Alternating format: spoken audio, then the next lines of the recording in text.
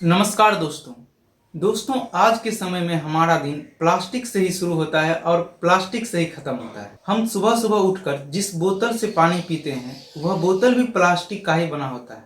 हम पूरे दिन जिससे लिखते हैं वह कलम भी एक प्लास्टिक का ही बना होता है। चेयर, टेबल, ये सारी चीजें प्लास्टिक से ही बनी होती है। हम में से सारे लोग प्रत्येक दिन किसी न किसी दुकान तो जरूर जाते हैं, चाहे वह खाने पीने के सामान के लिए हो या किसी कपड़े खरीदने के लिए। हर जगह हम प्लास्टिक से बने थैली का ही यूज करते हैं। आज के समय में हम प्लास्टिक का इतना ज्यादा यूज कर रहे हैं कि ऐसा लग रहा है कि हम स्टोन एज से चलकर अब प्लास्टिक एज में पहुंच गए हैं। लेकिन क्या आपको पता है, प्लास्टिक पोल्यूशन पूरे वर्ल्ड के लिए एक बहुत ही बड़ी गंभीर समस्या बन गई है। तो आज के इस वीडियो में हम जानेंगे कि आखिर प्लास्टिक बैग को यूज करने से उसका हमारे एनवायरनमेंट पे क्या इफेक्ट पड़ता है, और इस बड़ी समस्या से निपटने के लिए हम इसके अलग अलग सॉल्यूशंस के बारे में भी बात करेंगे।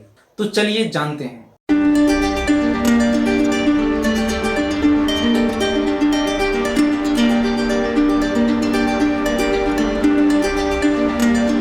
विश्व में पूर्णतः सिंथेटिक प्लास्टिक की खोज सबसे पहले न्यूयॉर्क में 1907 में लियो बोयकलैंड के द्वारा किया गया था। इसके बाद 1960 में लाइटवेट प्लास्टिक बैग का भी आविष्कार किया गया। प्लास्टिक बैग बेसिकली पॉलीइथाइलिन से मिलकर बना होता है और यह पॉलीइथाइलिन पेट्रोलियम और कई अन्य नेचुरल गैस से मिलकर बना होता है। प्लास्टिक बैग के यूज से हमारा जीवन जितना आसान हो गया है, आज के समय में यह उतना ही ज्यादा खतरनाक हो गया है। आपको यह जानकर हैरानी होगी कि जिस प्लास्टिक बैग को हम यूज करने के बाद उसे फेंक देते हैं, उसे पूर्णतः नष्ट होने में तकरीबन 600 से 1000 वर्ष लग जाता है। प्लास्टिक की सबसे गंभीर समस्या समुद्रों में देखने को मिलती है। जब हम प्लास्टिक बैग को प्रॉपर तरीके से डिस्पोज नहीं कर पाते हैं तो ये सारे प्लास्टिक बैग छोटे छोटे नदियों के सहारे समुद्र में जाकर जमा हो जाती है, जो कि मैरीन इकोसिस्टम को काफी ज्यादा प्रभावित करता है। लगभग 300 मिलियन प्लास्टिक बैग तो सिर्फ अटलांटिक महासागर में है। तो आप सोच सकते हैं कि आखिर समुद्रों में कितनी ज्यादा प्लास्टिक बैग जमा होती है। कई रिसर्च ऑर्गेनाइजेशन तो यह भी मानते हैं कि अगर सरकार द्वारा कोई ठोस कदम नहीं उठाया गया तो 2050 तक हमें समुद्रों में मछलियों से ज्यादा प्लास्टिक देखने को नजर आएंगे। एक organisation world wide fund for nature के अनुसार गलती से प्लास्टिक को निगल जाने और प्लास्टिक में फंस जाने के कारण प्रत्येक वर्ष लगभग 1 लाख समुद्री जीवों की जानें चली जाती है। इस 1 लाख समुद्री जीवों में व्हेल्स, सील्स, टर्टल्स और कई अन्य समुद्री जीव शामिल हैं। एनिमल्स पर भी इस प्लास्टिक बैग का बहुत गहरा प्रभाव पड़ता है। कई बार जानवर प्लास्टिक बैग खा लेते हैं जिसके कारण उसकी मृत्यु हो जाती है। आप में से कई लोगों ने भी देखा होगा कि जहां पर कूड़े कचरे का ढेर जमा होता है वहां पे कई सारे जानवर उस कूड़े कचरे में से अपना खाना ढूंढकर खाते हैं।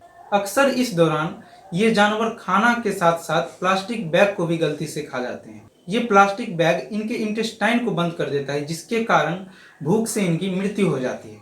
हमारे देश में भी ऐसे कितने सारे जानवरों की मृत्यु होती होंगी, लेकिन हमारे पास इसे मेजर करने के लिए कोई ऑफिशियल डेटा उपलब्ध नहीं है। हालांकि 2017 में टाइम्स ऑफ इंडिया के एक रिपोर्ट के अनुसार वर्ष 2017 में अकेले उत्तर प्रदेश में 1000 गायों की मृत्यु इस प्लास्टिक बैग के खाने के कारण हो गई थी।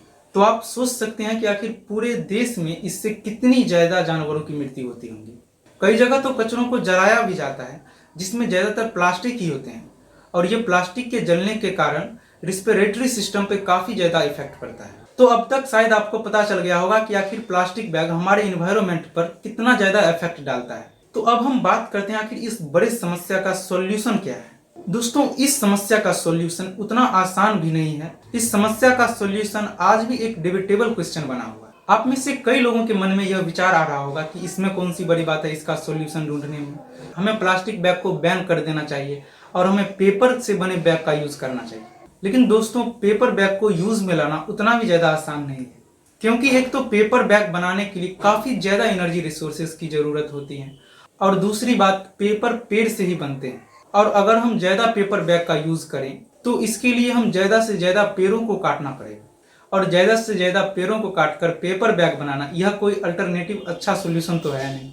अब कई लोग ये सोच रहे होंगे कि अगर हम पेपर बैग का यूज नहीं कर सकते हैं तो हमें कॉटन बैग का यूज करना चाहिए। लेकिन मैं आपको बता दूं कि अगर हम कॉटन बैग का ज्यादा से ज्यादा इस्तेमाल करें तो हमें एग्रीकल्चरल लैंड पर कॉटन की ज्यादा से ज्यादा खेती करनी होगी। अगर हम एग्रीकल्चरल लैंड पर ज्यादा से ज्यादा कॉटन की खेती करते हैं तो इससे हमारा फूड प्रोडक्ट सिस्टम भी काफी ज्यादा इफेक्ट होगा।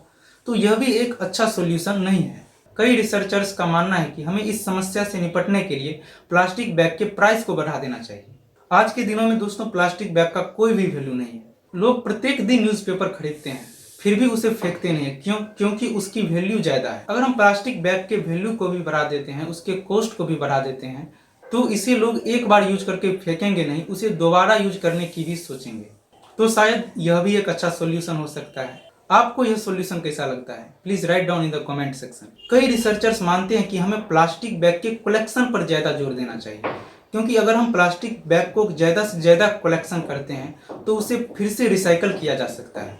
लेकिन प्लास्टिक बैग का रिसाइकल करना भी उतना ईजी नहीं होता है, क्योंकि जिस फैक्ट्री में प्लास्टिक बैग का रिसाइकल होता है वहाँ प्लास्टिक बैग पूरा उड़ जाता है और वह मशीनों से चिपक जाता है, तो यह उतना आसान नहीं होता है। अब हम बात करते हैं कि आखिर इसको लेकर गवर्नमेंट ने क्या रूल और रेगुलेशन बनाया है।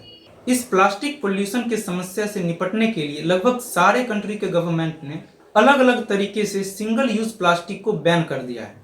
सिंगल यूज प्लास्टिक ऐसे प्लास्टिक होता है जिसे हम सिर्फ एक बार ही यूज करते हैं, जैसे कि वाटर बोतल, प्लास्टिक ग्लास।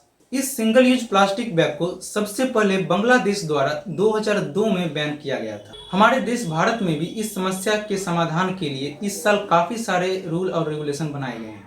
हमारे देश में भी 1 जनवरी 2022 तक सिंगल यूज प्लास्टिक बैग को बैन कर दिया जाएगा और 2022 तक प्लास्टिक बैग के थिकनेस को भी 50 माइक्रोन से बढ़ा करके 120 माइक्रोन कर दिया जाएगा।